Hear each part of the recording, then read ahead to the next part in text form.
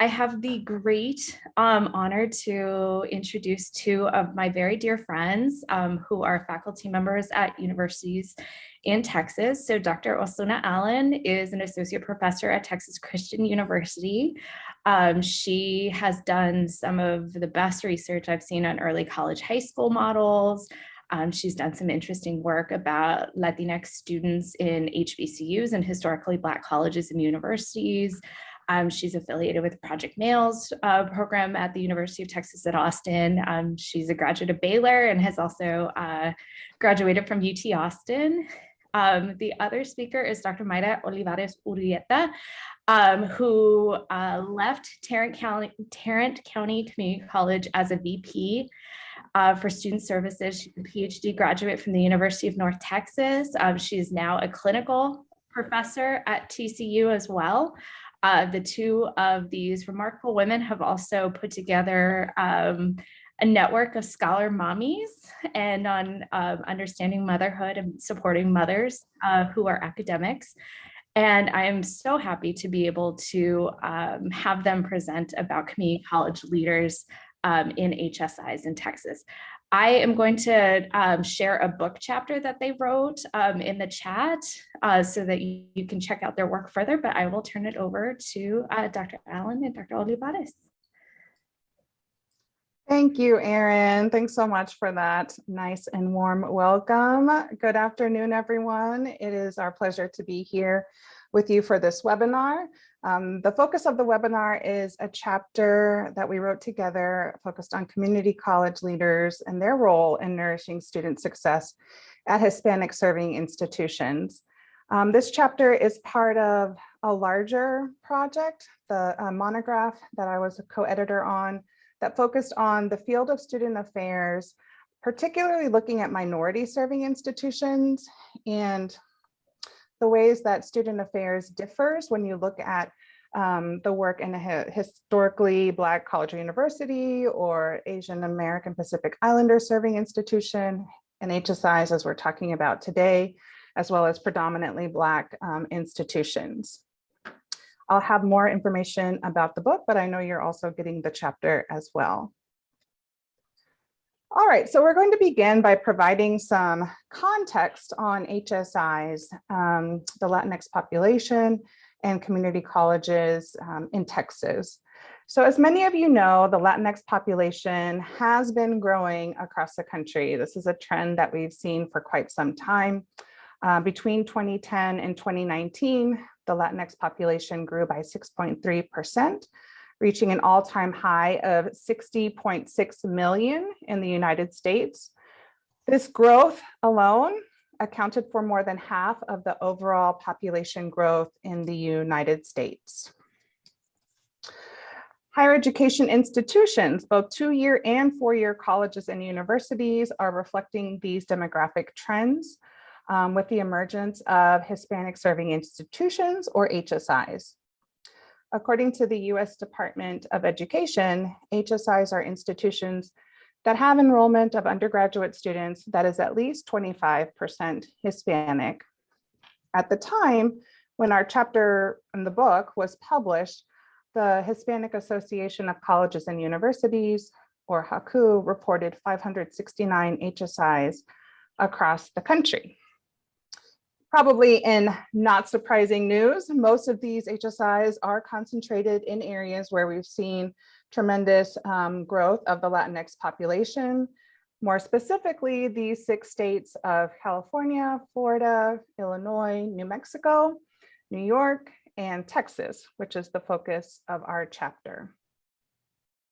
So Texas is unique for a variety of reasons, but also because it's at the forefront of serving and educating Latinx students, particularly through community colleges and community college districts and systems. Community colleges are unique because they serve a variety of student and community needs. And Texas in particular is home to 49 community colleges or community college districts, and they enroll over 700,000 students across the state of Texas. We see these demographic trends, right, with the emergence of HSIs in the community colleges. almost half, 46% of Texas community colleges are considered HSIs. So now I'm going to highlight some of the key challenges that we discuss in our chapter. The first being student affairs challenges, right? So with the proliferation of HSIs, particularly in Texas, new strategies and approaches are needed to serve this increasingly diverse population. Even as Texas colleges and universities assume or intentionally strive, right, to earn this HSI status, additional work is needed to transform campuses to campus cultures that truly serve Latinx students.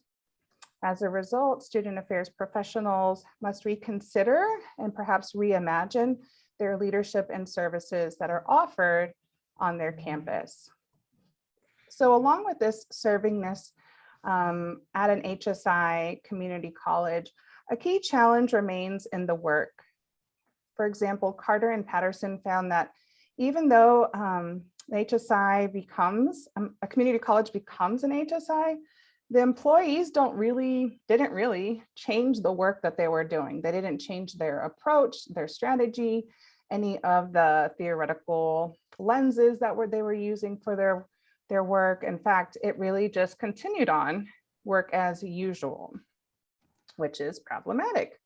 So student affairs professionals in these roles and at the front lines of serving Latinx students must really reflect and strategize on how they are going to serve the students they enroll. So critically examining the extent to which services are offered, and then after that, reflection, not just the reflection part, the action part of considering a multi-dimensional and multi-layered approach to ensure that policies and practices support the unique needs of their Latinx population.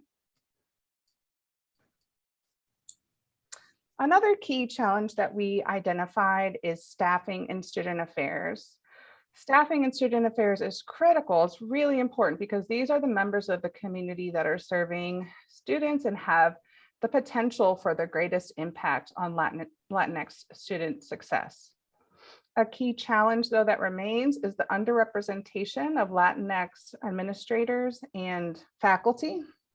So, for example, in 2014, NASPA administered the Chief Student Affairs Officer Survey, and it out of the 827 individuals who were surveyed, and these came from 2-year, 4-year private institutions, public institutions, and for-profit institutions. Only 6.8% of those chief student affairs officers identified as Latinx. So that's 57 people out of everyone that participated in the survey. So we're seeing this like juxtaposition, right? The population is growing, 11% of all institutions are HSIs. There's a shift in the higher education landscape, but it's not reflected in the representation of administrators or faculty. In fact, Freeman reported only 5% of institutional administrators and less than 4% of faculty identified as Latinx. And that was in 2015. Be interesting to see how much has changed, if at all, right? So taken together, these demographic shifts and the continued needs of student affairs divisions and in their staffing, it's important to have that cultural congruence and representation, to have that role modeling, the mentoring, just the presence can really render positive student outcomes. All right, finally, we identified funding student affairs divisions as a challenge for HSIs. Community college funding sources continue to change or decrease, and in some cases, some states are no longer funding community colleges. So as a result, this lack of funding has really important implications, including in some cases putting the full burden of tuition costs and fees and everything else solely on the student.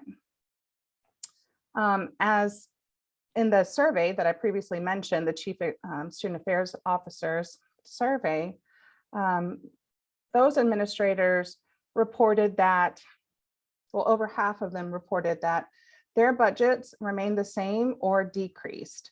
The minority were those that divisions increased, right? So we're seeing this trend of lack of state support and also lack of support in student affairs divisions.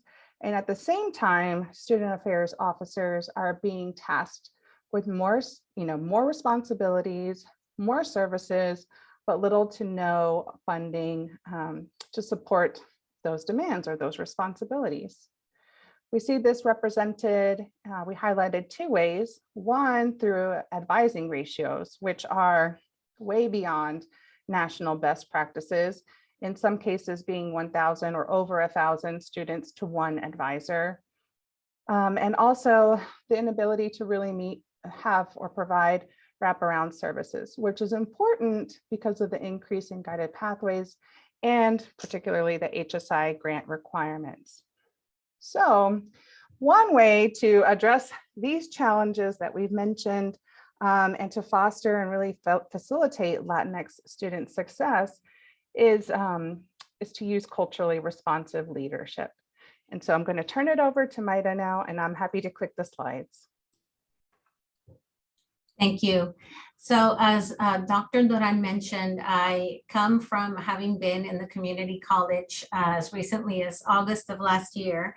And TCC is an HSI. And so I got to live what it is to transition from being a PWI or a minority serving institution to becoming specifically an HSI.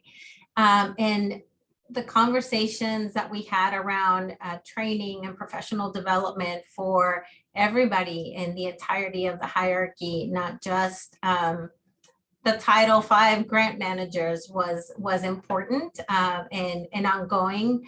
And also, vice presidents were the first ones of student affairs to receive the grant in its entirety so that we could see the requirements that had to be met. Because the expectation is we're all doing this together, and student affairs was going to play a huge role. So I was blessed to be in that role during that time. Really the only Latina at that time, and I think they're still hiring, so check it out. But I was the person in the college at the VPSA level that was tapped to come in and look at how we were going to be implementing our Title V services. So some of the examples that I want to bring that we wrote about in our paper, in our chapter, excuse me, and bring to your attention is that, oh, we went back. Okay. So culturally responsive leadership. I was able to be a provider of some of the cultural knowledge that was necessitated at TCC as we were looking to incorporate the grant. But we know, as Dr. Allen just mentioned, that very few community colleges have a great number of Latinx faculty and staff that can help with the provision of culturally responsive services and leadership. So we just wanted to highlight here that it is especially important, and Khalifa and his colleagues wrote about the need for culturally responsive leadership to focus on action. We have to have an urgency. The reason these grants exist is because we understand that the Latinx community is not completing at the rates that they need to for the well-being of our community, but also for the well-being of the economy of the communities in which we exist, in the states, the cities in which we exist. So it's imperative that we have culturally responsive and culturally aligned leaderships because they get it, right? We feel it in our bones. We have lived through the hardships, and it makes a big difference when you have that lived experience and understand what the students are going through if they don't complete. Another benefit of having culturally responsive leadership is that it renders anti-oppressive and anti-racist leadership, right? That is focused on validating and affirming diverse cultural practices of students and families. So the leadership can help the college as a whole have an understanding of why we show up with our tia and our mom and our cousin, to an advising session and not have this happened to me in previous professional lives where people would make comments about, why do they come with all of their family? Well, because college is a family affair and we're communal people. And it's actually a wonderful opportunity to be able to address the entire family. So creating those welcoming spaces and those welcoming environments is an outcome of having leadership who is culturally congruent with the student population that we're seeking to serve through HSIs. And again, as I mentioned a little bit earlier, having someone from those communities who understands and acknowledges the societal exclusion and oppressive systems in which we exist is massive. Also because you need that cultural broker who also understands higher education and the politics within our institutions to be able to, in a very tactful and politically correct way, bring that knowledge to the rest of our colleagues, right? And to our presidents and our chancellors, really spread it through the entirety of the institution. If you haven't lived it, it's hard to be able to understand what it feels like and what it looks like. And so having the opportunity to have hard conversations about segregated communities, about how the New Deal purposefully excluded minoritized people from getting good housing and housing loans, and the implications all of that has today on the success and the funding, right, of community colleges and of our students who attend community colleges. So massive pieces that hopefully are helping us all and will help everybody that reads our chapter see why it's important to have culturally congruent leadership. Next, please. So we're going to, I'm going to talk about, again, the Advocacy Resource Center and the Family Empowerment Center, two specific community colleges. And there might be people here who have heard about Amarillo College a lot. I am still, always looking out at the Panhandle to see how they're serving their students, because I think they've been excellent in the state of Texas, helping to set an example for what great leadership does in order to serve their Hispanic Latinx community.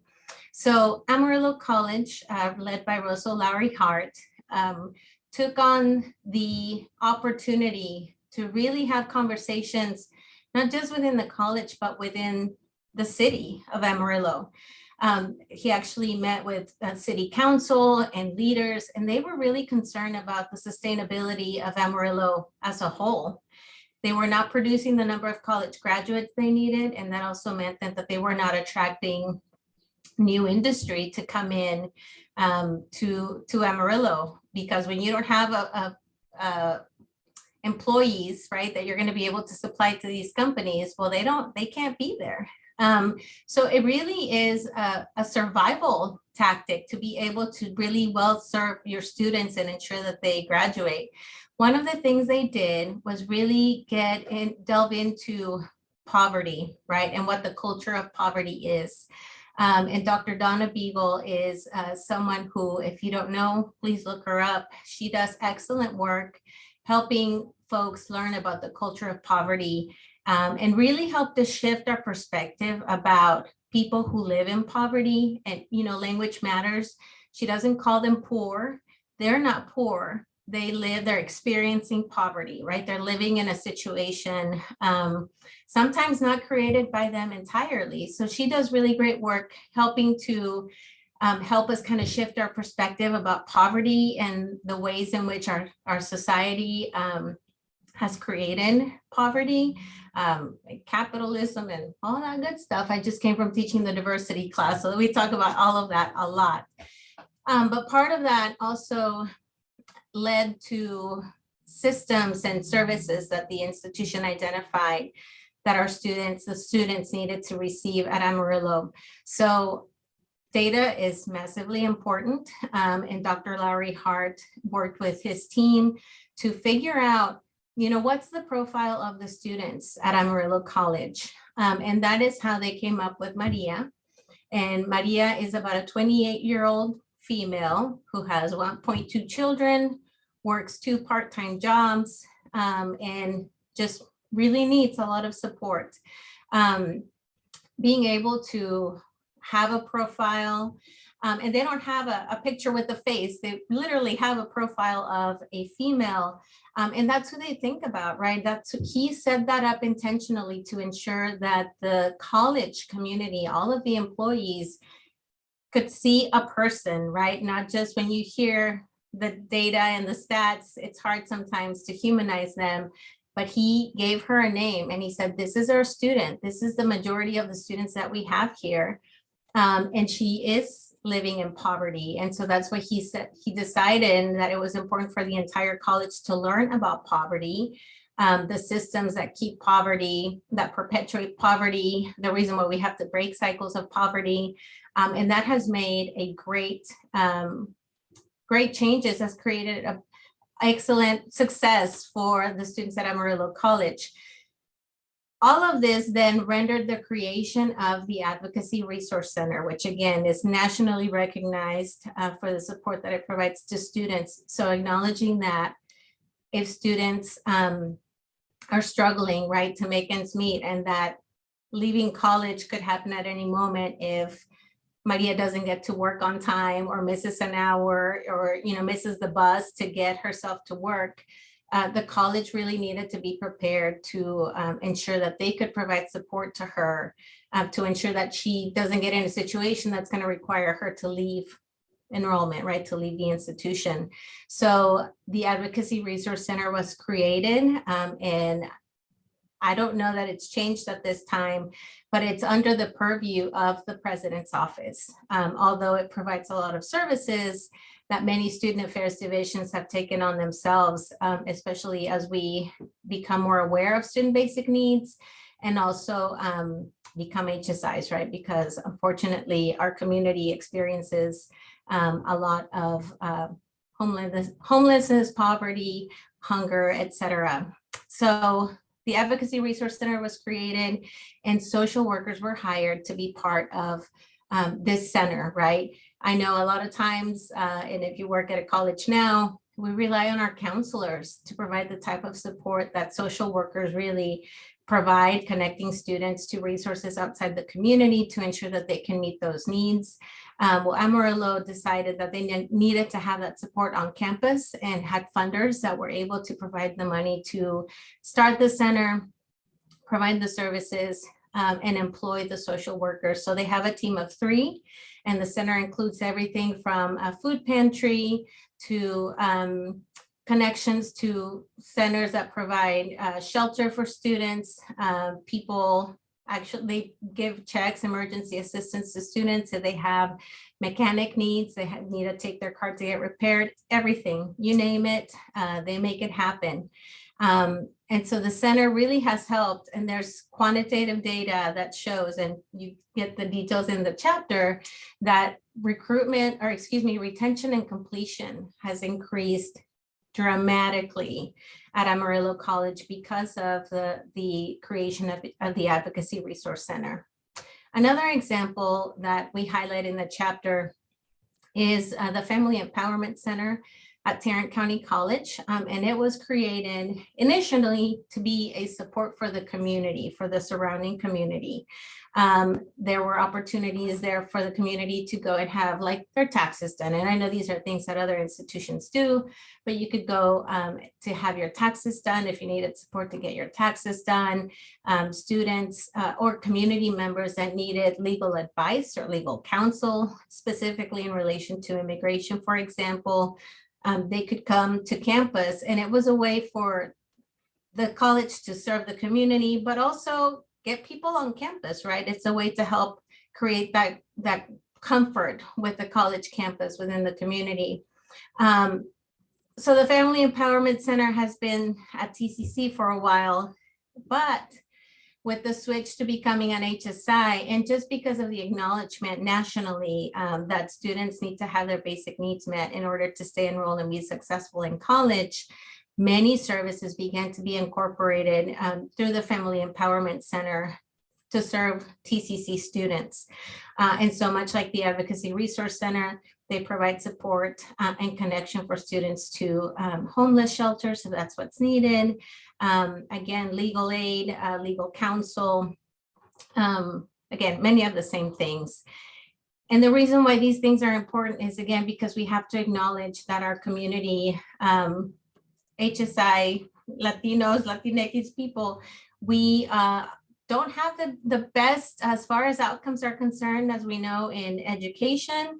And we are mostly concentrated in jobs that are low wage, not family sustaining. And so many of these services, again, are in place to ensure that our students who are coming from households like mine are able to stay and are able to graduate. Next slide, please. So we want to, I want to make sure that I'm very intentional in highlighting the fact that it took a chancellor at TCC, our former chancellor, Dr. Irma Johnson Hadley, and then the president at Amarillo College to bring about services that were particularly helpful at these community college HSIs. There's many of us working in institutions who know firsthand what our students need because we see them every day and we see them struggle day in and day out. Faculty, see them every day and understand and know, the reasons they're giving you for not turning in that homework or not showing up for a test. And we relate those stories to our leadership, but it takes a president and a chancellor and vice presidents acknowledging that these problems exist and that our students need our help in ways different than what we've been giving them, for these things to actually take hold and become brick and mortar places where our students can be served and where, again, their outcomes can be increased. They can get to graduation and complete a degree if we really actualize the services and provide the support that they need. So leadership matters. Long standing leadership matters too. Dr. Russell Larry Hart has been at Amarillo coming on 10 years. And this is something I've learned.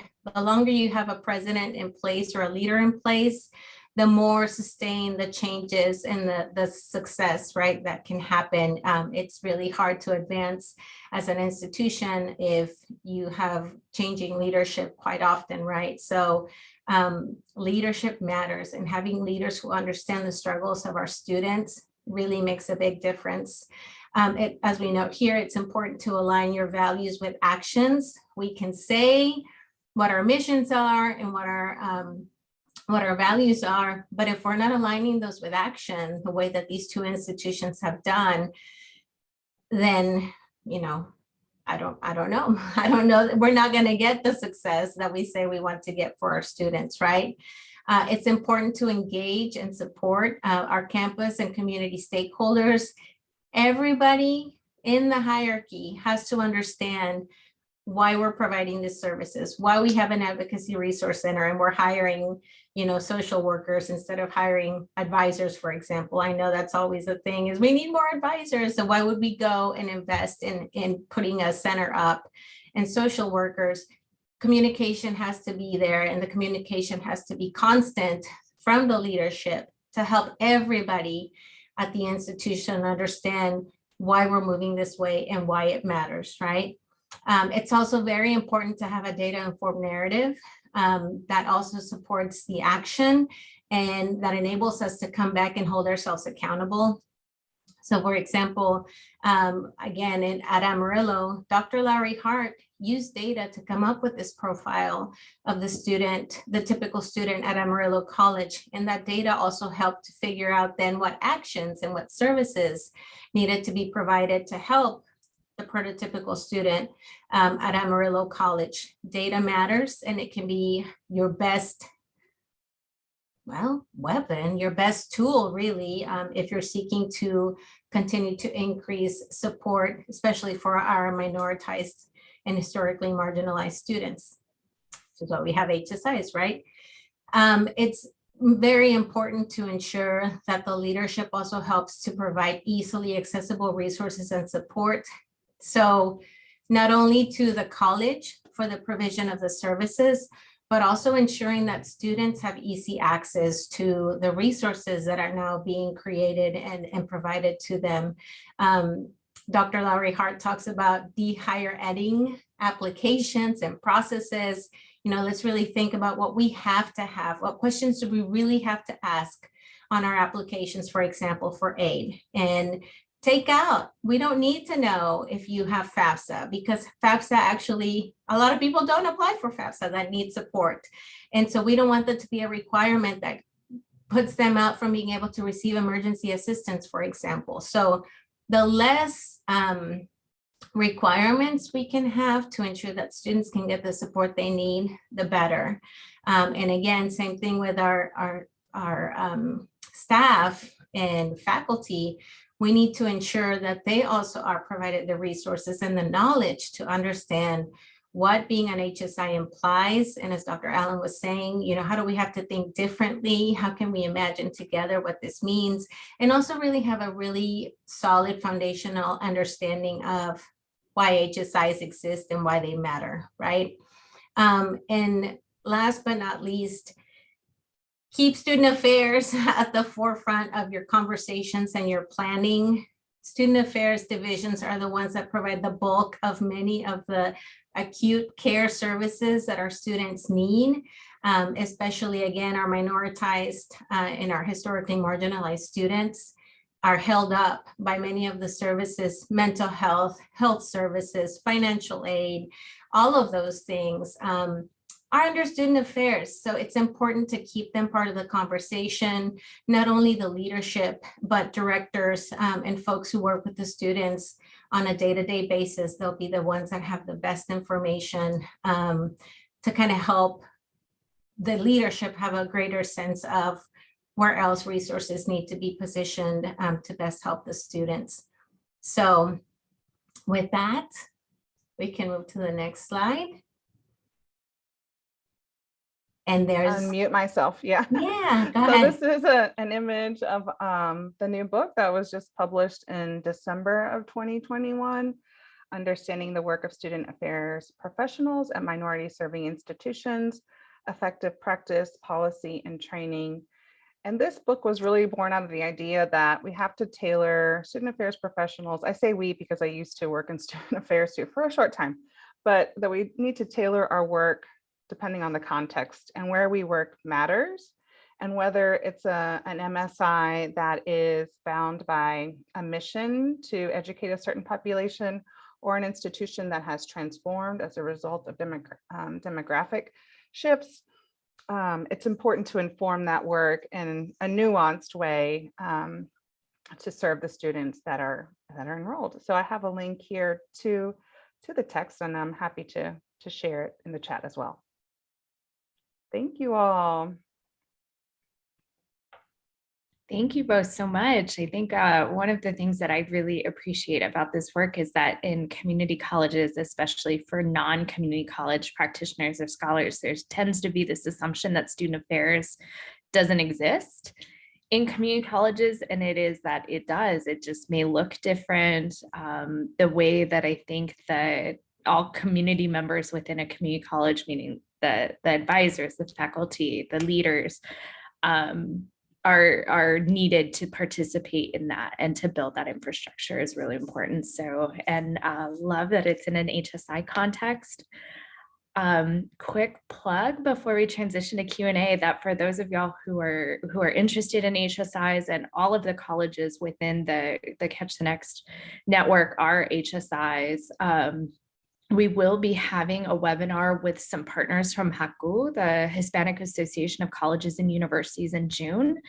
And so for those of y'all whom this might be your first webinar, I hope that you will return in June to see us. So are there any questions for our two doctoras? I see one in the chat, Erin. And maybe Mayra, you can answer that about the term to use. Yeah. So, I mean, there's multiple, right? And again, I was speaking specifically to how Dr. Donna Beagle likes to refer to the community, also self-identifying as someone from the community. we can say students living in poverty, you can say low income students. I mean, you use these terms. I think it's just a matter of not saying a person's poor, right? Because they're rich as an individual, you know, that it's not something that we want to attribute to the person. It's a circumstance they are living. It's a space in which they find themselves, hopefully not for too long, with our support. But it's just a matter of not putting it on the person as them being poor. It's the circumstances in which they find themselves really that we need to be identifying. Yeah, and I think using that, like saying someone like you're poor, these poor students, right? It takes it to like a deficit perspective, and that they lack agency or ability, you know, and dehumanizes in a way. So in this way, you know, using a different term where it is seen as circumstantial, I think that's helpful to reframe the student population. Absolutely. So there is a question in the chat from Kelsey. There has been a conversation about the difference between Hispanic-Serving and Hispanic enrolling institution. I know we talked about that a bit last week. What 3 characteristics of any department in student affairs should be considered for their programs and services to be on a strong path towards serving? Man, Kelsey, great to see you. And I'm so glad you're here and representing UTA and formerly TCC.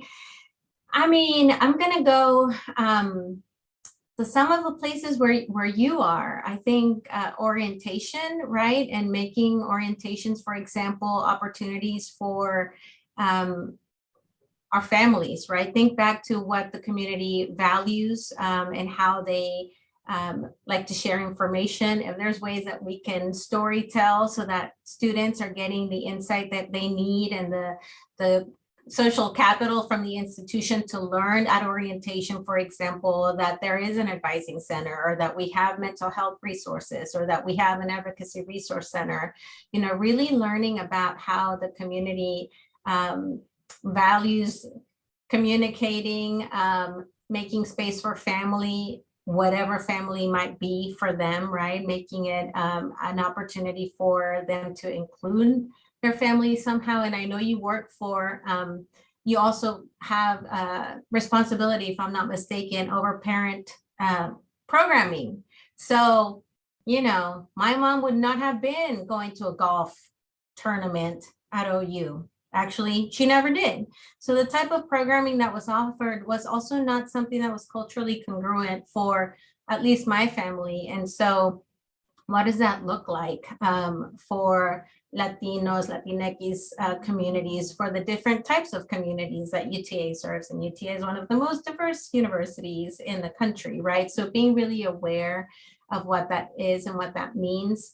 I would also say, you know, it's in the hires, it's in who is part of the staff in the student affairs division. And that's something that I talk about and we talked about today, is also ensuring that you have culturally congruent folks in the office. And let me see.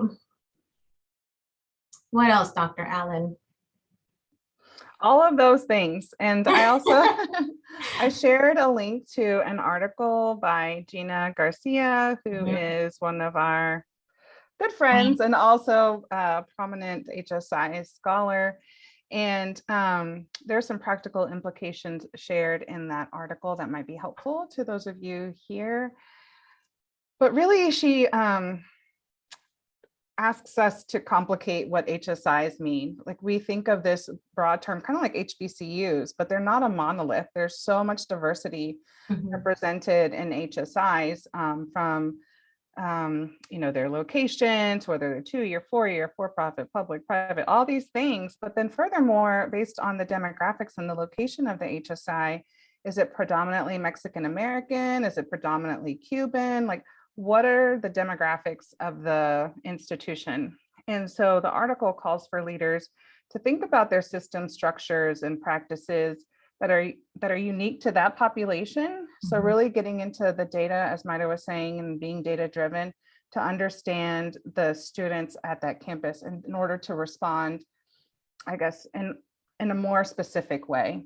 So asking them what they need, what they wish they had, what they're not receiving, and also what's working well, I think can really help in tailoring those programs and services. You can also learn from best practices. Like in this article, there are some descriptions of programs that have been successful. I know that is Excelencia in Education. They highlight other programs that are doing well in promoting Latinx student success. So kind of seeing what you can build off, you know, what others have done and how to tailor it to meet your unique students' needs. And I think also, last thing I'll say is, you know, really making sure that you're thinking about, okay, if Maria Aramorillo is 28 and has a child, our students have not been for a long time who we thought they were, right? And we also have to acknowledge that community colleges and higher ed institutions in general were created for affluent white men, right? And so these institutions have not progressed and have not changed as our populations and those who are enrolling have changed. The demographics have changed, but not the philosophies, right, of our institutions. And so, or even our data gathering, you know, we have the one box and that's it. But man, I sit in a class that I'm teaching this semester where I have a Colombian student and he was like, I'm Colombiano, you know, people want to be acknowledged for who they are. So how else, you know, what other questions can you ask that maybe aren't being gathered right now about your population? And again, as Dr. Allen said, you know, what's missing, who's missing? And are we asking if we have parents on campus? And are we asking about what their needs are specifically as parents? So really thinking about what you're not thinking about, you know, what you're not asking, what else is missing, I think is very, very valuable, because oftentimes we're probably not offering it. Erin, I had a couple of questions. First of all, I want to say thank you for being here with us. We've learned a lot and we look forward to continuing to learn from you. I read an article a couple of weeks ago that the decline in enrollment across the nation, and in particular with Latinos, is impacting the number of Hispanic-serving institutions, whereby some that had been classified as such are no longer going to be listed as Hispanic-serving, but maybe would move into the category of emerging. So, you know, I was wondering what you thought of that. The second issue pertains to academics. I know that your work or your presentation focused on student support services, the link with student affairs. But on the other hand, I know in Texas, 61% of students entering college are not college ready. At the university level is 42%. And I do know that some of our partner institutions do focus on academics, but it's some could be doing tutoring, some may be doing it online, some could be building a center. But yeah, there does not seem to be a unified, I guess, goal in terms of how you can begin to address the achievement gap. So I wonder what you thought about that. Well, I can speak to my, this is not written, but just what I've seen also about the declines in enrollment, you know, as we have had the pandemic unfolding, we know, and, you know, if you haven't heard, obviously minoritized and low income populations have suffered the hardest economically speaking. But this has hit single Black and brown mothers the hardest. And our colleges, community colleges and universities already were not really providing the services and the supports that parents need, right? And that our women who are single mothers that are going to our institutions need. We know, you know, there's been a decline in male enrollment for a long time that we've been working on, But when the women are the ones that are most heavily impacted economically speaking because of the pandemic, and it's a matter of tuition and food for my child, well, definitely the food for the child is going to take precedent. I think the opportunity we have here, as I was, we were talking to Kelsey and addressing her question, and even thinking about the question you've asked about academics, sometimes it's not a fact that we offer it, it's when we offer it. Are we offering services that our students need at the times when they can access them? And we have students throughout the entirety of higher ed, not only in community college, who we know are working multiple jobs, especially now because of how hard hit our families and our communities have been hit because of the pandemic. We may have all these pretty things, but we're still used to offering them to them at times when the former traditional student could get them, right? And even thinking about our faculty, how are we helping our faculty understand that we are no longer really doing a service to our constituents if we're not offering courses when they can take them, right? So those are a few of the thoughts that I have on the enrollment decline, is just really thinking about our students who are parents, and the support that they need to be able to stay enrolled, and not only economic support, but how are we connecting with childcare centers? How are we offering, courses? I know TCC, I heard, had a class that started at like 6:30 in the morning, because it still allowed people time to get them to work at 8 in the morning, So we have the services, it's how are we offering them in times when our students can access them so that they can remain with us? And I'll stop there. I'll just add that 2 cents here, that this is why the definition of HSIs is problematic when it's based on enrollment measures. That has direct impacts on funding and sources and services. And so I hope that this policy and policymakers move to a more defined, substantial, longitudinal definition that is not based on that, because even though there may be, shifts or waves, what have you, the population is there, especially if they've reached HSI status before. So those institutions definitely need support. And regarding the academic preparation, it's a big challenge. I think in Texas, my work has been focused mostly on dual credit, right, as a means for college readiness, but it is highly variable, as you mentioned. Like some are doing tutoring or doing that, like they're making it up as they go, and there's politics involved. So it's complicated, whether, who's teaching, how they're teaching, the modality they're teaching, whether the faculty member wants to be there or not. It's like sometimes they are not interested in that. And so it's a challenge. There's not a silver bullet, right? But it seems like in Texas, they're really trying to promote access to these programs in order to promote college readiness as one strategy. Thank you. Do we have any other questions? If anybody wants to unmute, or you can type it out in the chat.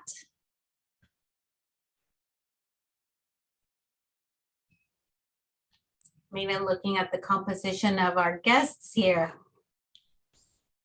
Ismael, blessed are you among the women. The question? Oh no, I was just saying, even just looking at the composition of our attendees today, you're the sole, male presenting participant that I see. So yeah, we need to get everybody here and help our men. Agree, but happy to be with this group as well. So Glad to have you. Thank you. Okay, well, before I forget, I want to make a couple of announcements. First of all, the Catch the Next Gala will be coming up in a couple of weeks. Something that I think is very exciting is that there will be a presidential panel of some of our community college presidents whose colleges are members of our institution. giving their insight on how things are going, especially after the last couple of years.